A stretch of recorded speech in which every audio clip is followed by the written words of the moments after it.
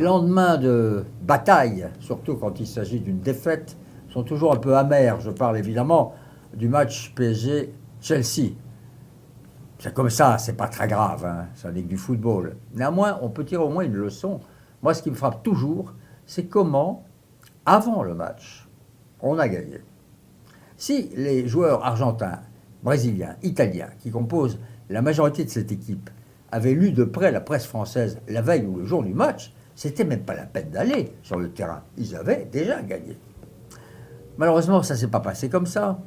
Et les commentaires du lendemain ont été aussi durs que ceux de la veille avaient été euphoriques et euphorisants. La veille, Laurent Blanc était un génie, un grand entraîneur, un grand coach, et cette équipe était capable d'aller même en finale à Lisbonne, gagner la Champions League comme ça. Puis le lendemain, Laurent Blanc est nul, cette équipe est moyenne, et il faudra de longues années avant qu'elle arrive au sommet de cette compétition. Tout ça est évidemment, comme toujours, exagéré, mais signifie qu'il existe une sorte de chauvinisme sportif français avant l'événement. Rappelez-vous, récemment, la Coupe Davis de tennis, on devait balayer les Allemands. Mais le premier soir, on était mené 2-0. Dieu merci, les tennismen français ont fait preuve de très grande résilience et ils ont fini par gagner. Néanmoins, ça se passe souvent comme ça. Roland Garros arrive dans quelques temps, vous verrez. À Roland Garros, on va nous servir à nouveau.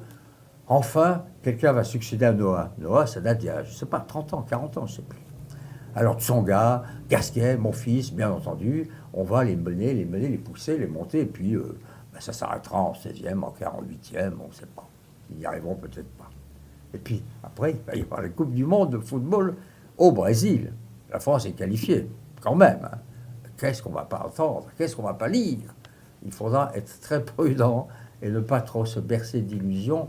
Le chauvinisme journalistique sportif est une petite tendance un peu négative, un peu, disons, nulle, inutile, dans un espace médiatique qui, à moi, est occupé par des sujets beaucoup plus graves. Hein. Chômage, emploi, finances, politique, et puis l'Ukraine de l'Est. Ça, c'est sérieux. Le football, ça n'est jamais du football. Néanmoins, il y a une leçon à en tirer. Il faut faire très attention.